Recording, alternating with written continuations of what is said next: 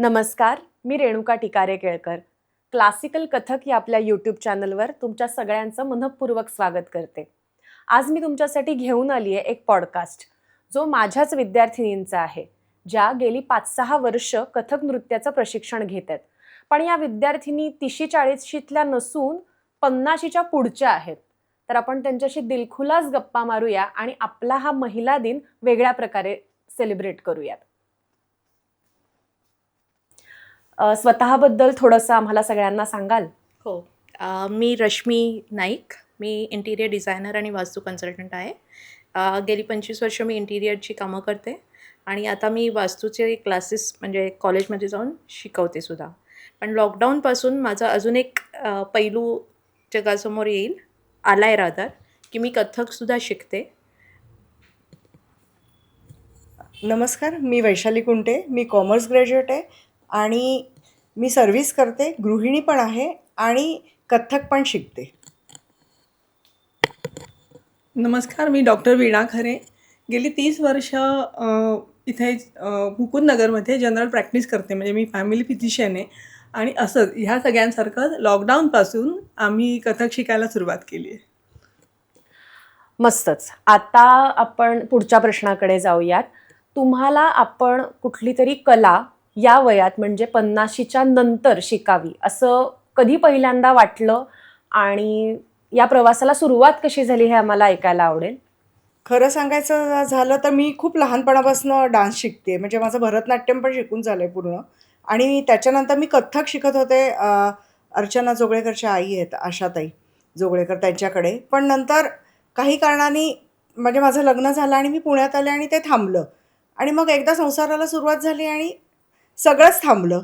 पण त्याच्यानंतर कुठे ना कुठेतरी बाईंचा क्लास, नातूबाईंचा क्लास हा माझ्या घराच्या समोर असल्यामुळे खूप वाईट वाटायचं की अरे आपण जाऊ शकत नाही आहे. त्यामुळे ती एक दबलेली हे होतीच आमच्या ह्याच्यात मनात. पण नंतर ती आपोआप नातूबाईंनी जेव्हा 50शीच्या पुढच्या बायांना मी शिकवणार आहे असं सांगितल्यानंतर पहिला आम्ही जाऊन तिकडे क्लास जॉईन केला. माझ्या बकेट लिस्टमध्येच होतं असं म्हणायला हरकत नाही. लहानपणापासून मला आवडायचं, पण माझ्या आईने उलटं केलं होतं. माझ्या बहिणीला डान्सला पाठवलं होतं आणि मला गाण्याला पाठवलं होतं.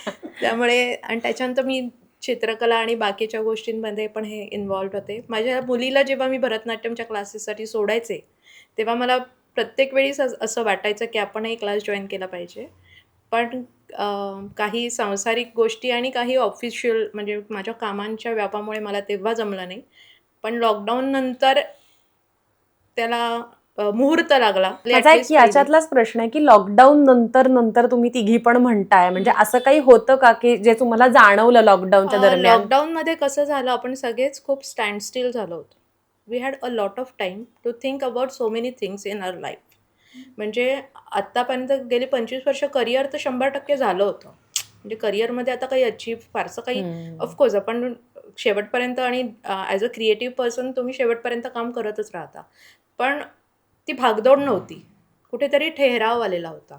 ॲट द सेम टाईम जो वेळ होता तो मग आपल्या स्वतःच्या आवडीनिवडी जपण्यात का नाही घालवायचा. आयुष्यभर आपण क्लायंटसाठी राहिलो, नवऱ्यासाठी जगलो, सासू सासऱ्यांसाठी केलं, अजूनही करणार, 100% करणार, आईवडिलांसाठी करतो, सगळ्या नाती आपण निभावत असतो. पण कुठेतरी आपण स्वतःसाठी जगण्याचं राहून जातं. आणि तो एकच तो काळ असा होता की जेव्हा ते थिंक करायला वेळ होता रादर. लॉकडाऊनमध्ये काहीच दुसरं कामच नव्हतं. त्यामुळे तसं सुरुवात झाली लॉकडाऊनमध्ये. रश्मी सांगते त्याच्याबरोबर विरुद्ध माझं झालं. ॲज शी सेड बकेट लिस्ट, येस. नाच अंगात थोडासा असतो म्हणतो ना, तसा होता, रिदम म्हणतो तसं. पण तशी तेव्हा शास्त्र नव्हतं की मुलीला म्हणजे गाण्याच्या क्लासला घातलं होतं. पण ते अकॅडमिकमध्ये पुढे असल्यावर किंवा त्याला प्रायोरिटी दिल्यामुळे हे अगदीच बाजूला पडलं. आपण कॉलेजमध्ये सगळं करतो, पण that is not the thing. लग्न झालं, प्रोफेशनला लागलो. ॲज यू आस्क की लॉकडाऊनमध्ये वेगळं काय झालं, यांच्याबरोबर विरुद्ध माझं झालं.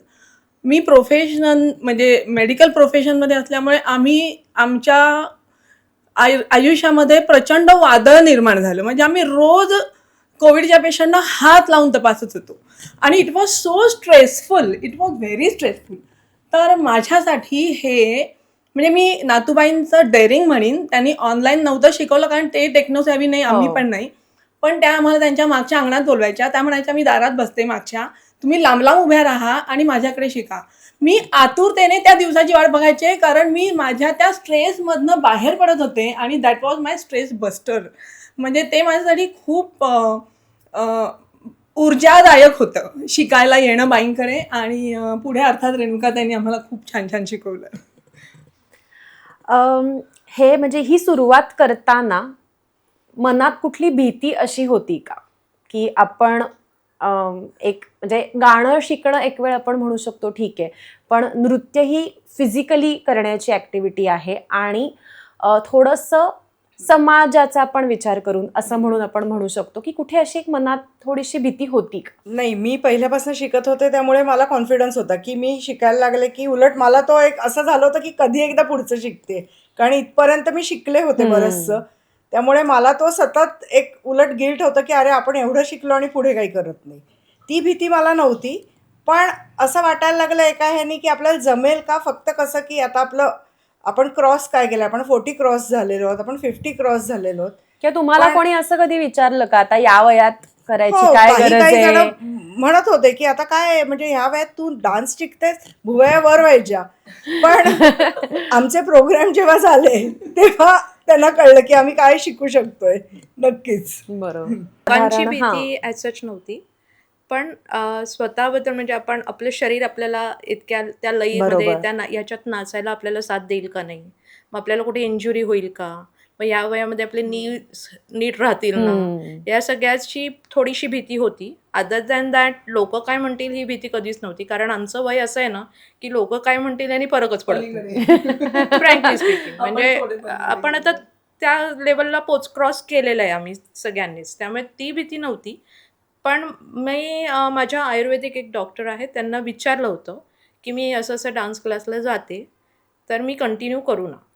त्यांनी मला अगदी हसत हसत सांगितलं होतं, फक्त रोज काय करावं लागेल हेही त्यांनी मला सल्ला दिला होता. काय होता तो सल्ला? रेग्युलरली नाही, कारण सगळ्यांनाच कळावं हीच इच्छा आहे. रेग्युलरली आपल्या जॉईंट्सना ऑइलिंग करणं खूप गरजेचं आहे.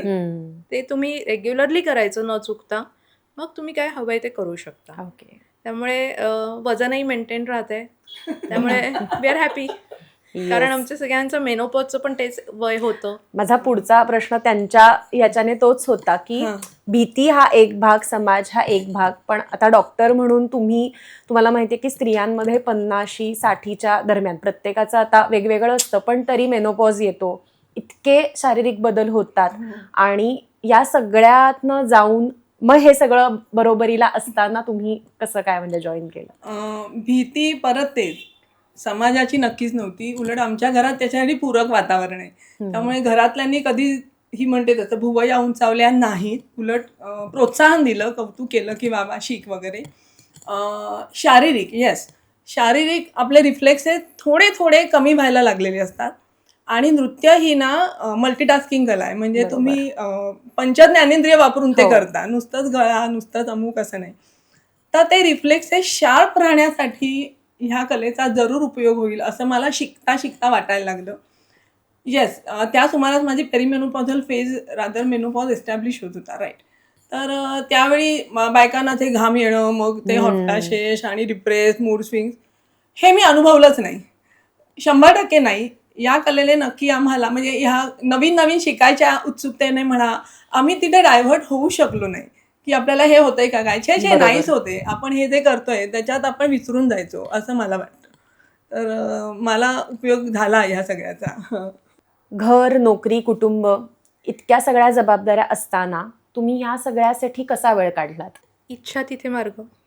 अगदी. त्यामुळे आणि परम इच्छा होती खूप म्हणजे जी गोष्ट तुम्हाला मनापासून आवडते त्याच्यासाठी तुम्ही मग काही करता. म्हणजे कधी कधी असं होतं की सॅटर्डे संडे हा ॲक्च्युली सुट्टीचा दिवस असतो, मग घरातल्यांच्या अपेक्षा असतात कुठेतरी आउटिंगला जायचं आहे किंवा ट्रिप्स पण त्याच दिवसात निघतात. असं बरेचदा होतं. घरातली काही फॅमिली फंक्शन्स पण शक्यतो सॅटर्डे संडेला लोक ठेवतात. बरोबर. मग दरवेळेला आमच्या क्लासचं नाव आहे, म्हणजे क्लास आहे माझा क्लास, निमित्त आपण- म्हणजे ते दरवेळेला मग ते कसं तरी मॅनेज करायचं. पण क्लास नाही बुडवायचा. हे मात्र नक्की आवर्जून करतो आम्ही, कारण ती गोष्ट आवडते. बरोबर. नाही, रश्मी म्हणाली अगदी त्याच्याशी मी ॲग्री आहे, की इच्छा आहे म्हणून मार्गम निघतोय. आणि काही नाही, आता तसं म्हटलं तर 50शी नंतर थोड्या जबाबदाऱ्या आपल्या कमी झाल्या असतात. कारण मुलं इंडिपेंडंट झालेली असतात आणि आपण त्या संसारात रुळलो असतो. त्यामुळे आपल्याला माहिती असतं, की हा टाईम कसा मॅनेज करतोय, बरोबर. करायचा. टाइम मॅनेजमेंट इज द काही की. हां, आम्ही शिकलो ऑलरेडी. हां, हां, वर्किंग असल्यामुळे आधी पण मग ऑलरेडी या आम्हाला सगळ्यात कुटुंबाचा जो काही पाठिंबा आहे तो कितपत महत्वाचा खूप असतो? जास्ती, खूप जास्ती. म्हणजे आणि माझ्या मते आमच्या तिघींच्याही घरात आम्हाला अतिशय म्हणजे कौतुक आहे सगळ्यांना, की ह्या शिकायला जातात. म्हणजे आधी कुठलाही प्लॅन करायच्या आधी माझ्या घरी विचारलं जातं, की तुझा क्लासचा टायमिंग बघा म्हणजे मग आपण जाऊया असं. हे जे आहे ना ते प्रोत्साहन, आम्हाला मोटिवेशन मिळतं. त्यामुळे आम्हाला कधीच वाटत नाही, की क्लास म्हणजे आम्हाला काही अरे कशासाठी आपण जातोय किंवा अरे काही कोणाला काय वाटत असेल, कधीच नाही वाटलं. कारण सगळ्यांना माहिती आहे, की ह्यांना जायचं आणि आम्ही क्लासमधनं जाऊन आल्यानंतर जो काही आमच्या चेहऱ्यावर आनंद असतो आणि त्यामुळे तो घरात पण ट्रान्सफर होतो बरोबर आहे. आपोआप. बरोबर त्यामुळे आहे. अगदी प्रोत्साहन मिळतंच आम्हाला. क्लासमध्ये मी उत्सुकतेने येते, कारण घरी त्याच वयाची माझी मुलं आहेत. इथे आल्यावर माझ्या छोट्या वयाच्या मैत्रिणींना मी भेटते आणि त्यांच्याकडनं त्यांची ऊर्जा मला मिळते. ती ऊर्जा घेऊन आम्ही घरी जातो. तर थकवा बिकवा येत नाही, उलटा आम्ही चार्ज होऊन घरी जातो. त्यामुळे yes, it is always beneficial. मला प्रश्न पुढचा असा आहे की स्वतःसाठी आपण वेळ देतोय, हां. तर त्याबरोबर खूप गोष्टी नाही म्हटलं तरी सोडायला लागतात कुठे ना हो, हो. कुठेतरी. हां. तर त्याची काही अपराधी भावना कधी येते का? हो, येते की. म्हणजे कशाला नाही, खरं खरं सांगते, जरूर येते. कधी कधी कुटुंबासाठी पण काहीतरी महत्त्वाचं असतं आणि माझ्यासाठी मुलं ॲडजस्ट करतायत बुवा, सासूबाई ॲडजस्ट करतायत, बरं तुझा मी एवढं पूर्ण करते वगैरे म्हणतात. नक्की येतात. पण ते गिल्ट न घेता जात राहायचं पुढे आणि बस आलं तर आलं, पुढे जायचं. घरातल्यांचा सपोर्ट आहे हे नक्की आणि त्याच्यामुळेच हे होऊ शकतं असं मला 100% वाटतं.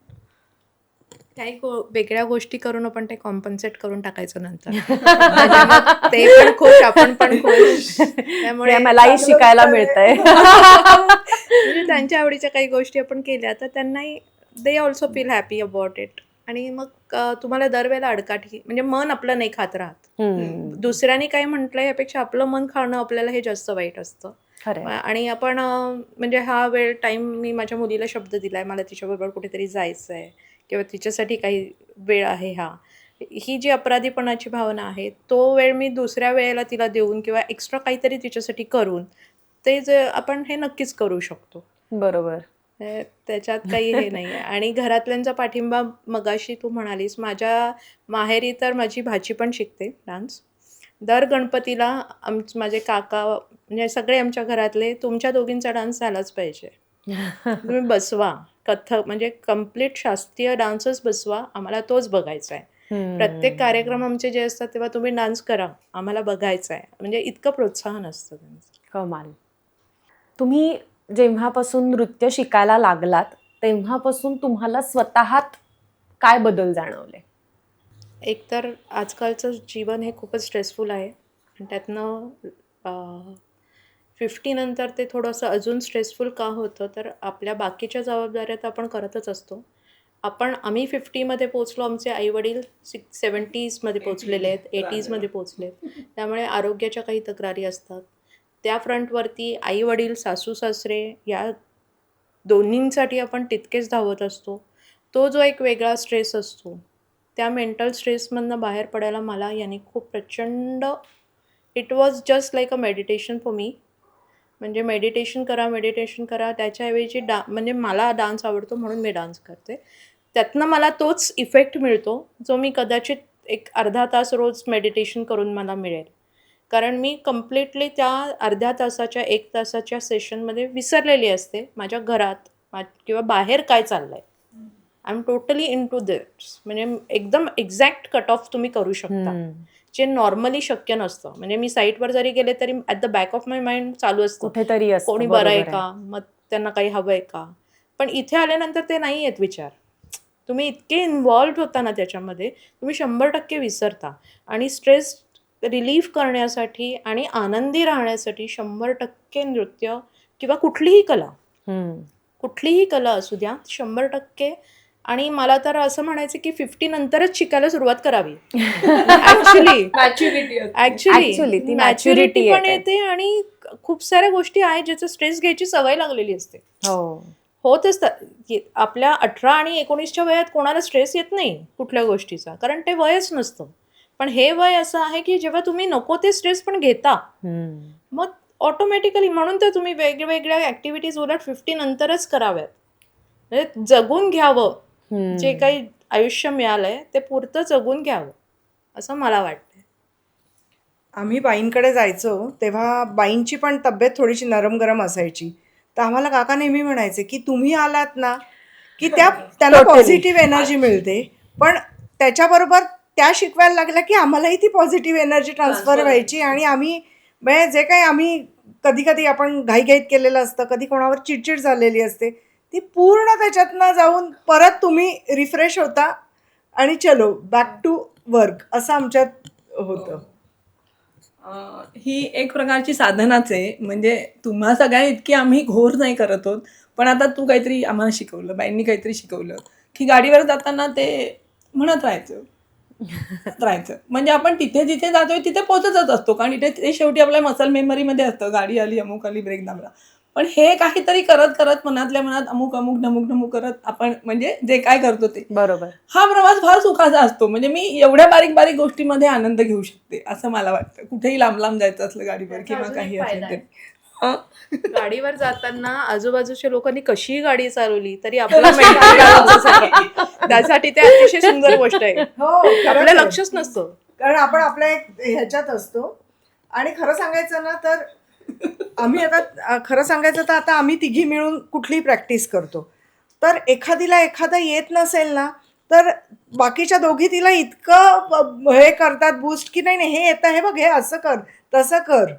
त्यामुळे ही सगळी जी निगेटिव्हिटी हे आपोआप निघून जाते आणि आपोआप तुम्हाला त्यातनं आनंद मिळतो. म्हणून तर आम्ही काही झालं तरी डान्स क्लास सॅक्रिफाईस नाही करत, मिळते. हा, त्यात खूप मजा येते ऍक्च्युली खरं सांगायचं तर. तुमचा आत्मविश्वास म्हणजे फक्त काय म्हणतात स्टेजवर जाण्याचा नाही, तर ओव्हरऑल आत्मविश्वास कसा वाढला नृत्याने? मुळात तर तुमच्यातली पॉझिटिव्हिटी वाढते. ती पॉझिटिव्हिटी समजा वाढली म्हणजे तुम्ही स्ट्रेसमध्ये असाल, चेहरा लगेच सांगतो. काही बोलायला गरजच नाही तुम्हाला बोलायची. पण ॲट द सेम टाईम तुम्ही हॅपी असाल तर चेहरा लगेच सांगतो. आणि जेव्हा तुम्ही एखाद्या गोष्टीत थोडेसे पॉझिटिव्ह आहात, हॅपी आहात, तर ते त्याचं रिफ्लेक्शन कुठेतरी तुमच्या reflect होतं. प्रत्येक गोष्टीमध्ये होत असतं. तुम्ही जे जेवण बनवता ते जेवणामध्ये सुद्धा त्याचं रिफ्लेक्शन पडत असतं. आम्ही साईटवरती काही ड्रॉइंग्स करतो किंवा काही काम करतो त्याच्यातही ते पडत असतं. क्लायंटनी किती पण त्रास दिला तरी तो शांतपणे कसा तुम्हाला सहन जसा करायचा. आत्मविश्वास हा मी प्रश्न विचारला, त्यात मी एक ऍडिशन करीन की अजून एक वेगळी दृष्टी मिळाली आहे का? हां, आणि आत्मविश्वासापेक्षा दृष्टी. दृष्टी जास्त आहे. ऍक्सेप्टन्स ॲक्सेप्टन्स आणि दृष्टी पण मिळाली आहे की त्या गोष्टीकडे आपण दुसऱ्या अँगलनी म्हणजे कारण इथे आम्ही स्टेबल झालोय ना आता, शांत झालोय रादर. आधी नव्हतो अशातला भाग नाहीये, पण एक ठहराव जो म्हणतो आपण, ठहराव हाच प्रॉपर वर्ड आहे त्याला. त्यामुळे ऑटोमॅटिकली तुमचा दुसऱ्याकडे बघण्याचा दृष्टिकोन, तुम्ही खूप पीसफुली शांतच होता, ऍक्च्युली शांत होता. मग काय तिकडे जगात युद्ध झालं तरी आपल्याला फरक पडत नाही. येस. नाही, अजून एक त्यातला पैलू एक सांगते की तुम्ही 50शीला जेव्हा येता ना तोपर्यंत हे बघ, आपण जेव्हा तरुण असतो तेव्हा आपण असं दिसलं पाहिजे, तसं दिसलं पाहिजे, हे आपण 50शी पर्यंत येईपर्यंत विसरून गेलेलो आहोत, कळलं का? पण जेव्हा तुम्ही नृत्य शिकता नव्याने, हा. तेव्हा तुम्ही स्वतःला प्रेझेंटेबल करता. मला तेच सांगायचं होतं. जेव्हा तुम्ही प्रेझेंटेबल होता तेव्हा सगळे पैलू तुमच्या मागे येणार आहेत आणि तुम्ही पुढे जाणार आहात. आणि मी पाहिलंय की कितीतरी 50शीच्या बायका आता आपल्याला काय करायचंय असं आम्हाला कधीही वाटत नाही. आम्हाला नेहमी असं वाटतं की आम्ही फिट राहायला पाहिजे, आमचं वजन नाही वाढता का, मग आपल्याला तिकडे ते चांगलं दिसायचं, दिसायला छान पाहिजे. हा, हे सगळं ह्याच्यातनं नक्की येतं आणि हा आत्मविश्वास फार वेगळा आहे अगदी. As a doctor me public figure आहे. म्हणजे ओपीडीत 100 प्रकारचे हो. वेगवेगळ्या प्रकारची माणसं येतात. कोविडच्या त्या 2-3 वर्षात किंवा त्यावेळा आम्ही पूर्ण PPE किटमध्ये असायचो. म्हणजे नवीन आलेल्या पेशंटना मी कशी दिसते हेच माहीत नव्हतं. आणि एकदाच झालं, इथे काहीतरी होता आपला कार्यक्रम आणि मी जस्ट मेकअप थोडासा पुसला, ड्रेस बदलले आणि आम्हाला डॉक्टर खऱ्यांना बोलायचंय. म्हटलं मीच आहे.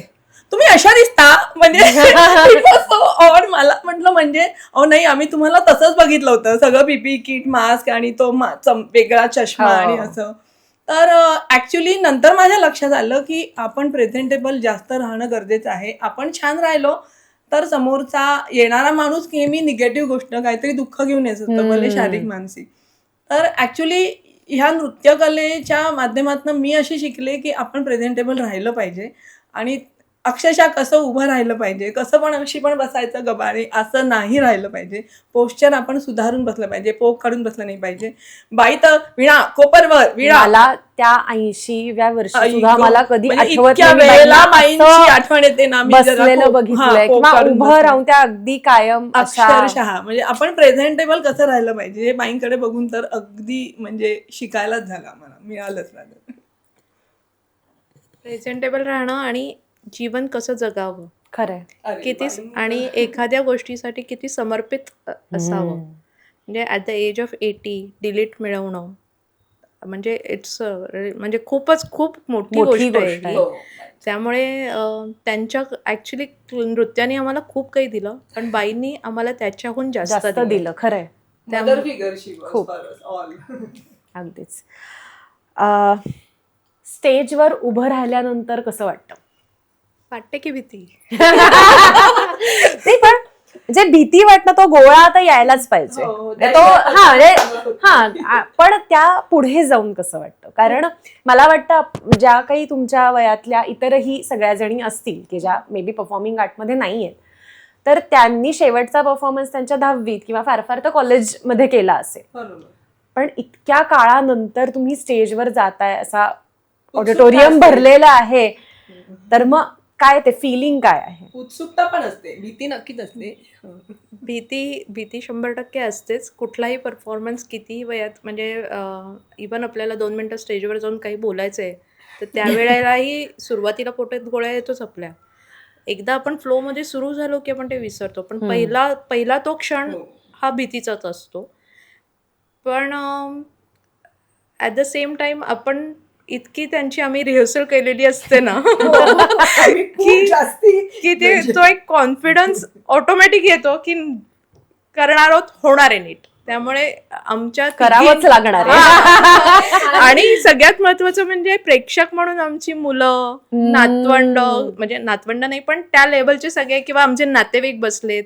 मग आम्ही काय नक्की करतोय एवढे वर्ष, क्लास क्लास क्लास हे दाखवायचा मिरर आहे ना तो. त्यामुळे ते चांगलं व्हायलाच पाहिजे, त्याचं एक दडपण असतं. सेकंडली आपल्या बरोबरच्या ज्या को आर्टिस्ट असतात, म्हणजे त्या सगळ्या अगदी 2री-3री पासून पुढच्या सगळ्या यंग पोरी असतात, त्यांच्या बरोबरीने आपल्याला उभं राहायचंय. ही जबाबदारी असते जेव्हा आपण काही परफॉर्म करत असतो तेव्हा. तिथे वयाची हे द्यायची नाहीये, म्हणजे कारण द्यायचं नाहीये. नाही असा प्रयत्न असतो. आहे नक्की कमी पडतच असतो आपण, पण नाही पडण्यासाठी तडफडत असतो आम्ही, असं मला वाटतं. नक्की नक्की. म्हणजे प्रत्येक वेळेला जेवढ्या वेळेला मी स्टेजवर उभं राहू तेवढ्या वेळेला ती भीती आहे, पण तेवढ्या वेळेचा तो आनंद पण आहे. म्हणजे ती एक्साइटमेंट नक्कीच असते की बरोबर. स्टेजवर आता आपल्याला परफॉर्म करायचंय. मग डिस्कशन्स होतात की काय घालायचं, कसं करायचं. एनिवेज, पण मजा येते हे नक्की. मला असं म्हणजे विचारायचं आहे की ज्या बायका अशा म्हणतात किंवा महिला अशा ज्या काही म्हणतात की आता खूप उशीर झालाय किंवा नाही का, हे शिकायला खूप उशीर झालाय, आता काय माहीत जमेल का नाही, किंवा खूप त्यांच्या मनात शंका आहे कुठलंही आर्ट फॉर्म शिकण्यासाठी किंवा काही नवीन सुरुवात या वयाला करण्यासाठी, त्यांना तुम्ही काय सांगाल? कुठल्याही गोष्टीची सुरुवात कधी ना कधी करावीच लागते. मग आपण वयाचा बाऊ का करावा? ठीक आहे, 50शीत आपल्याला 25शीत जे जमेल ते 50शीत नक्कीच नाही जमणार, हरकत नाही ना. 50शीत आल्यावरती अपेक्षा पण नाही आहे की 25शीतला परफॉर्मन्स द्यावा. ती गोष्ट आपण फक्त आपल्या स्वतःच्या मानसिक आरोग्यासाठी आणि मनाच्या निखळ आनंदासाठी जर का करत असू, तर कुठल्याही पद्धतीचं मी नाचताना कशी दिसतेय, माझा हात कुठे जातोय, मग हात जाड आहे, पाय काही नाही फरक पडत, कारण तुम्ही फक्त मनाच्या आनंदासाठी ती गोष्ट करत असता. आणि तीच त्यामुळे तुम्हाला मी सगळ्यांना सांगेन की तुम्ही मनाच्या आनंदासाठी करणार असाल तर बाकीच्या गोष्टींचा वाव करूच नका, की मला जमेल का नाही. प्रयत्न किंवा केल्याशिवाय ते आता होणार काय नाही. गरज आहे या वाक्यासाठी काय सांगाल? की प्रत्येक वेळ म्हणजे मानसिक स्वास्थ्य झालं, हे झालं, पण कुठेतरी मला असं वाटतं ना की हा एक मेंटल ब्लॉक आहे. नाही, मेंटल ब्लॉक थोडंसं सामाजिक गोष्टींमुळे पण येतो. तो मेंटल ब्लॉक म्हणजे बरेचदा आपल्या इथलं ट्रेडिशन असं आहे की स्त्रिया, आता आपण नक्कीच बाहेर पडलोय, आपण त्या कॅटेगरीतल्या नाही आहोत, पण बऱ्याचशा इतर अजूनही तितक्याच ट्रेडिशनल आहेत. त्यांना ती कॉन्सेप्ट ग्रास्प करणं की 50च्या एजला जाऊन तुम्ही नाचताय किंवा घरातल्यांनी तितकंच पाठिंबा नाही मिळू शकत, कदाचित नाही मिळणार, पण इट्स ओके, चोरी छुपे करा. माझ्या मते सुरुवात हळू केल्यानंतर करा. आपोआप सगळ्यांकडनं ते एक्सेप्ट केलं जाऊ आणि शकतं. हां, आणि हा डान्स फॉर्म असा आहे ना, हा डान्स फॉर्म असा आहे ना की त्याला कोणी बोटं दाखवणार नाही. अत्यंत डिसेंट आहे. हे एक शास्त्र आहे, भारतीय शास्त्रीय नृत्य आहे. त्यामुळे आताशा म्हणजे एक 10 वर्षापूर्वी कदाचित लोकांकडनं किंवा त्यांच्या आई वडिलांकडनं, बायकांच्या सासू विरोध होत असेल, मुलांकडनं हसू होत असेल, पण मला असं वाटतं आता बहुतेक नाही कोणी विरोध करणार असं मला पर्सनली वाटतं. की फक्त त्या बायकांनी स्वतःच्या मनातला तो आहे ना तो फोडायला पाहिजे, बाहेर पडायला पाहिजे त्यातनं, तो ब्लॉक बाहेर काढून अगदीच. टाकायला पाहिजे. वय आणि स्वप्न यात काही खरं नातं आहे का? स्वप्न बघण्यासाठी काही वयाची जरूर नाही आहे. तुम्ही स्वप्न कुठल्याही वयात बघू शकता. फक्त जी स्वप्न आपण लहानपणी बघू, नॉट नेसेसरी की ती आपण मोठे झाल्यावर बघू, तेव्हा आपली स्वप्न वेगळी असतील. पण स्वप्नही बघायलाच पाहिजेत. नाहीतर मग आपण अचीव कसं करणार? जर आपण काहीच विचार नाही केला तर आपण आहे तिथेच राहू. स्वप्न आणि वय ह्याचा काही संबंध नाही. उलट मी म्हणते कुठल्याही वयाचं, किती म्हातारे असू देत, लहान असू देत, प्रत्येकाने स्वप्न बघायला पाहिजेत आणि ती पूर्ण करण्यासाठी पुढे आपण गेलं पाहिजे, हे नक्की आहे. पावलं हां. टाकतात. आयुष्यात स्वतःसाठी काहीतरी करणं हे किती महत्वाचं आहे? 113% महत्वाचं आहे.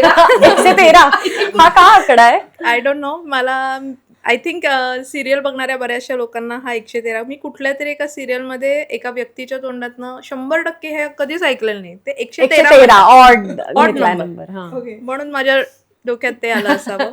पण 100% बघितलंच पाहिजे. स्वतःसाठी काहीतरी केलं पाहिजे, ही एकतर ही गरज आहे, हे वाटणं आणि मग ते करणं हे कितपत गरजेचं आहे? 100% गरजेचं आहे, पण ती फक्त जाणीव लवकर होणं पण गरजेचं आहे. त्याच्यासाठी आपण आत्मपरीक्षण किंवा स्वतःला वेळ देणं किंवा थोडंसं डिटॅच होणं, असं नाही होणार आहे ना की आपण नाही तर ती गोष्टच पुढे जाणार नाही. मला असं वाटतं हा खूप महिलांचा प्रॉब्लेम आहे की इथे मी नसले तर ही गोष्ट होऊच शकत नाही. तेच हे जे आहे ना, त्यांनी म्हणजे काहीही नाही. मी हो. नसेन तर संध्याकाळी मुलं घरी आल्यावरती टिफिन नाही खाणार, नाश्ता नाही करणार, मग नाश्ता केला तर दूधच नाही पिणार, म्हणजे हे नाही झालं तर ते होणार, मग सासूबाई हे करणारच नाहीत. त्या प्रत्येक गोष्टीतनं त्या वेळी डिटॅच झालात तर स्वतःला अटॅच व्हाल. खरंय. त्यामुळे तुम्हाला एक पाऊल पुढे हे टाकावंच लागणार आहे. मग पडतोय, उभे राहतोय, धडपडतोय, ते पाऊल टाकल्याशिवाय नाही करणार आहे. त्यामुळे स्वतःसाठी आता तरी निदान उभं राहिलंच पाहिजे. नाही, आणि मला असं वाटतंय रश्मी की 50 नंतर जर तुम्ही शिकायला घेतलं तर तोपर्यंत तुमची मुलं त्यांच्या सगळं करू शकत असतील. अगदी लहानपणी असेल तर तुम्हाला त्यांना बरोबर. बनवायचंय, शाळेत आलं. 50 नंतर ज्या बायका आहेत त्यांची मुलं 18-19 वर्षाची असतील तर ती पण स्वावलंबी बनतील ना. बरोबर. तेही गरजेचंच आहे ना. आणि तेही स्वावलंबी बनतील, तुम्हाला तुमच्यासाठी वेळ मिळेल. आणि तो वेळ किती महत्वाचा आहे हे तुम्हाला आज जर कळलं नाही ना तर पुढे आयुष्यभर तुम्हाला त्याचा पश्चाताप होईल की मी तेव्हा वेळ होता, मी करू शकत होते पण मी केलं नाही. तर तसं नाही. तुम्हाला जर डान्स आवडत असेल तर बिनधास्त करायला पाहिजे. 50 नंतर ठीक आहे ना, आम्ही 20तल्या मुली 10 गिरक्या घेत असतील, आम्ही 4च घेऊ, पण घेऊ ना, मग झालं तर. हा विचार करून नाही, जेव्हा आणि मला तुम्ही हे पुढे जाल सांगायचंय ना, की या 4 नाही गिरक्या घेत, याही तितक्याच काय म्हणतात चोरकसपणे आणि खूप छान गिरक्या घेतात. 50-50 घेतात, एकदम निवांत, अजिबात बॅलन्स न जाता. हे आता प्रॅक्टिसने आलंय. Yes, definitely. तुम्ही तुमच्या यंगर सेल्फला काय सांगाल? तेव्हा 25 तेव्हाची असताना मी हा, असा ची. विचार केला त्या तुम्ही असता तर आत्ता तिला काय सांगाल? तेव्हाही मी तेवढी कॉन्फिडंट आणि बोल्ड होते, पण आत्ता जो माझ्यामध्ये एक बेफिकीरपणा म्हणा, म्हणजे स्वतःसाठी नाही, म्हणजे स्वतःसाठी काहीतरी करायचंय त्यावेळेला इतरांचा विचार करून करून आपण स्वतःच्या पायामध्ये स्वतः बेड्या घालत असतो. समाजाची बरेचदा अपेक्षा नसते घरातल्यांची वगैरे, की तुम्ही हे केलंच पाहिजे किंवा असंच झालं पाहिजे किंवा हे इथेच ठेवलं पाहिजे. हे आपणच आपल्या मनातच ठरवलेल्या गोष्टी आहेत, म्हणजे आपणच आपल्या पायात बेड्या घातलेल्या असतात. म्हणजे त्यावेळेला जर आणखीन थोडीशी बोल्ड झाले असते तरी चाललं असतं. अदर दॅन दॅट मला नाही वाटत, कारण मी तेव्हाही खूप छान मला जे हवं होतं ते अचीव केलं. मे बी म्हणजे अशा दृष्टीने की आत्ता तुम्ही जे काही करताय तेही तिला आनंदाने काय सांगावं असं वाटेल तुम्हाला? मी सांगेन तेव्हा मी फार अकॅडमिक्समध्ये म्हणजे राहिले, अभ्यास किंवा असं आता हे करायचंय ते करायचंय. मी सांगेन की अकॅडमिक्सच्या बरोबरीने कुठली तरी कला किंवा कुठला तरी खेळ किंवा कुठला तरी असा छंद की जो तुला आयुष्याच्या अंतापर्यंत मनापासून मदत करेल, साथ देईल, मेंटल फिजिकल फिटनेस ठेवेल, असं तेव्हापासून तू कर, असं मी सांगेन. आणि छोट्या छोट्या गोष्टीत आनंद पहिल्यापासून घ्यायला शिका. एखादी गोष्ट नाही झाली तर त्याला निगेटिव्ह ह्या दृष्टीने बघू नका. मी ह्याच्यासाठी अजून प्रयत्न करीन आणि अजून म्हणजे माझे अजून एफर्ट्स झाले तर अजून चांगलं होईल पहिल्यापेक्षा, असा जर विचार केलात तर नक्कीच तुम्ही पुढे जाल. दुसरं म्हणजे तुम्ही कला ही जोपासायलाच पाहिजे, कला छंद. कारण एक वेळ अशी येते की जेव्हा तुम्ही घराच्या बाहेर नाही पडू शकणार आहात, तेव्हा ह्या कलाच तुम्हाला साथ देणार आहेत आणि त्या लहानपणापासून जर रुजल्या असतील तर त्याचा पुढे वृक्ष झालेला मला असं असेल. वाटतं आणि आत्ताच्या फोन आणि ह्या Correct. सगळ्याच्या या काळात सगळ्याच्या काळात तर ते फोन बाजूला ठेवून काहीतरी त्या आपण तासभर करतोय करायलाच पाहिजे. हे पण हेच खूप मुलांसाठी महत्वाचं खूप आहे. आहे. ऍक्च्युली खूप महत्वाचं आहे. ऍब्सोल्युटली सगळे डायव्हर्जन gadgets पाहिजे पासून. त्यांना गॅजेट्स पासून. तुमच्यासाठी हा जो काही नृत्याचा प्रवास आहे त्याला तुम्ही अगदी छोट्या शब्दात त्याचं काही सांगू शकाल का? म्हणजे अगदी एका शब्दात, 1-2 वाक्यात असं काही नृत्याबद्दल, तुमच्या या प्रवासाबद्दल. कधीही न संपणारा असावा हा प्रवास, आणि त्या प्रवासात ज्या मैत्रिणी मिळाल्यात त्यांनी सुद्धा, आणि तशाच राहूया. ऑफकोर्स गुरु पण आमचे जे कोणी आहेत, पण या प्रवासात आम्हाला जी काही मैत्री मिळाली आहे, म्हणजे आम्ही एकमेकींच्या, भले आम्हाला एकमेकीला बोलतो पण आम्ही काय मानतो पण ती जी या काही वयात मैत्री पण, आहे मैत्री काय नाही, हा. त्यामुळे आम्हाला हे म्हणजे खूपच आवडेल. हेच दिलंय रादर नृत्याने. बाकी आम्हाला काय मिळालं हे आतापर्यंतच्या एपिसोडमध्ये आपण सगळं बऱ्यापैकी चर्चा बऱ्यापैकी झाली, चर्चा केली आहे. पण ह्याच्या व्यतिरिक्त जे मिळालं आहे ते आम्हाला आयुष्यभर पुरावं. आणि आमच्या गुरुकडनं सुद्धा, म्हणजे तुझ्याकडनं आता आम्हाला तशीच साथ आमच्या आयुष्यापर्यंत. अमर याद अथांग आहे हे ज्ञानच मुळात.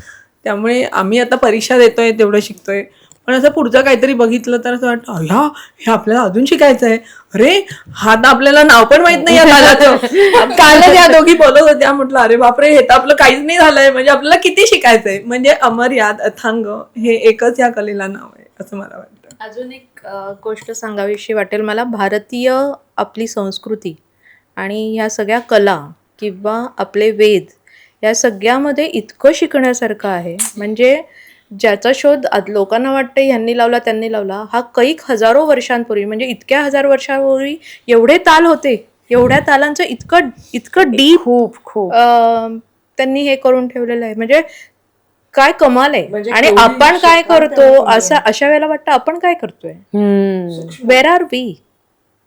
आपण एक ताल, एक बोल लिहिणं हे सुद्धा किती डिफिकल्ट आहे. खरंय. मार्क कमी होतात ना मला परीक्षेत नाही आला बोलायला.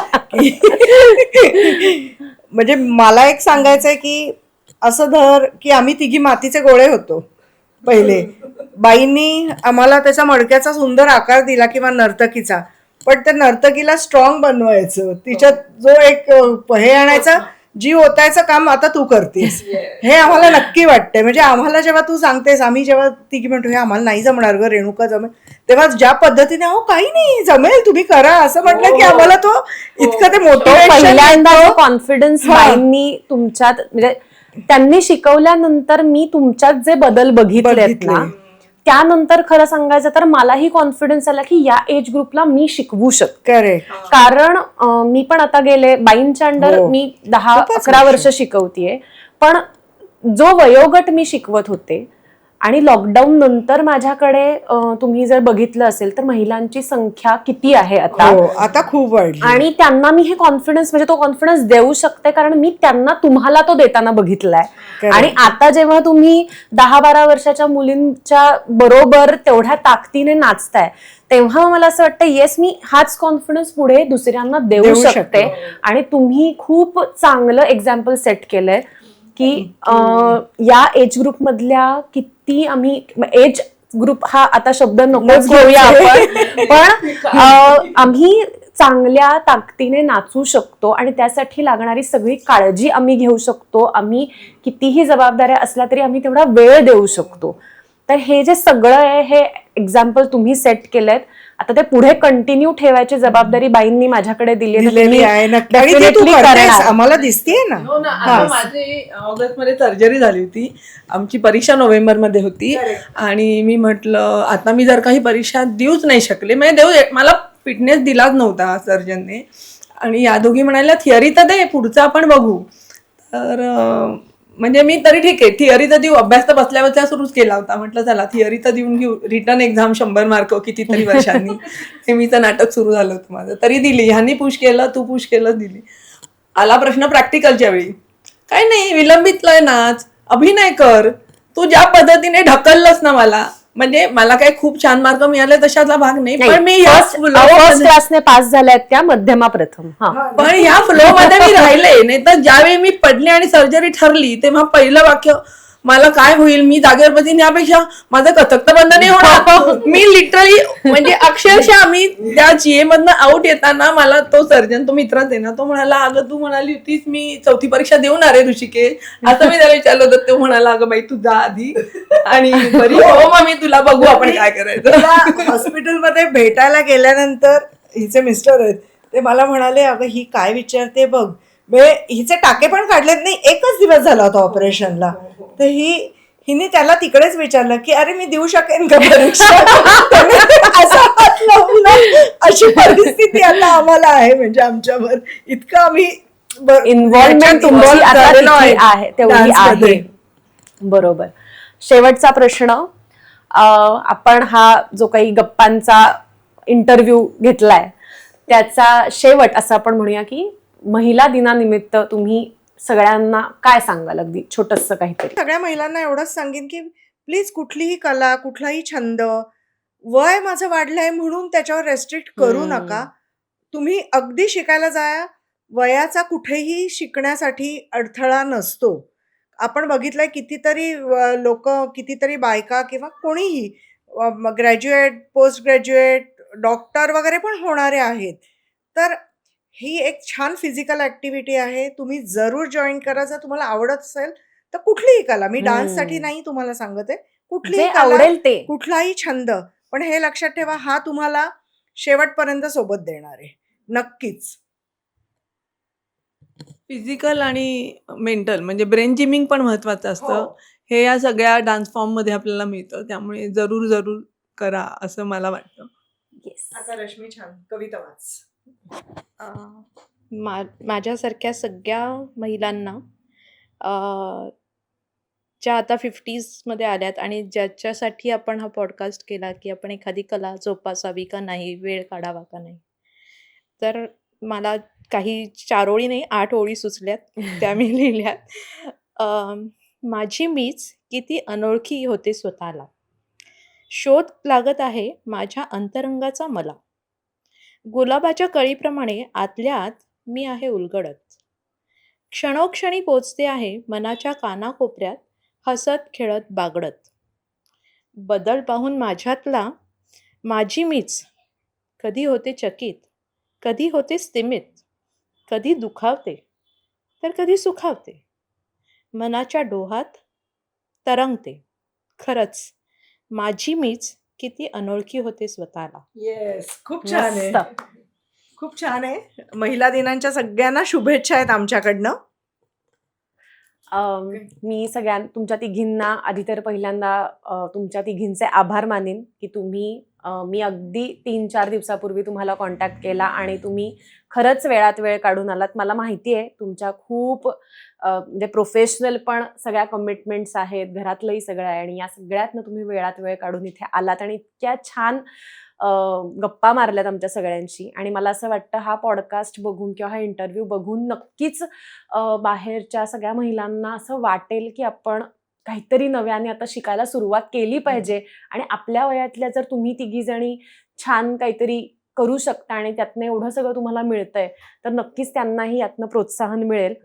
तर अशी आपण आशा करूया की त्यांना प्रोत्साहन मिळेल या सगळ्यातनं आणि जास्तीत जास्त लोकांपर्यंत हे पोहोचेल. तर असं थँक्यू सो मच. येस, आणि थँक्यू सो मच. आपण पुढच्या वेळी आता नृत्यातून सगळ्यांना नक्की. म्हणजे आपण एक Yes, व्हिडिओही हो, करूया डान्सचा, नक्कीच, जेणेकरून नक्कीच. आपल्या क्लासिकल कथकच्या सगळ्याच ऑडियन्सना तुमच्या नृत्यातनंही दिसेल तुमची हां, तयारी म्हणजे किती आता- आहे. आताही आम्ही स्टेप केलाय युट्यूबच्या Yes. तुमच्या चॅनलवरती आम्ही आता आलोय. झलक आता आम्ही बोलून आमची झलक झलक दाखवली दाखवली आहे, आता नृत्यातून दिसली पाहिजे. दाखवली. आणि Definitely. त्यासाठीच तर केला हा अट्टाहास. अरे वा, वा, वा. Okay, Yes. चलो धन्यवाद. धन्यवाद. Thank you so Thank you. Much.